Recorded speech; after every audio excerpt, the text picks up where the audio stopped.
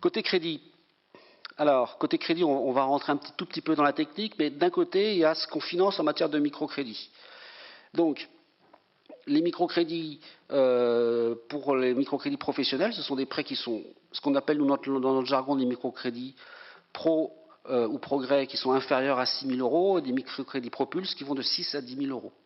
Et on voit bien aujourd'hui que ces fameux microcrédits propulses représentent à peu près, alors c'est en montant, c'est pas en nombre de prêts, mais c'est assez logique, plus de la moitié du montant total de prêts qui est engagé chaque année. Hein, et qui sont financés aujourd'hui par voilà, les banques,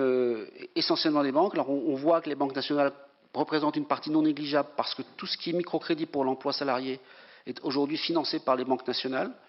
mais la partie microcrédit professionnel est financée par une partie non négligeable des banques locales. On retrouve le Crédit Agricole, les banques populaires, le Crédit Mutuel, le Crédit Maritime, etc., CIC Sud-Ouest.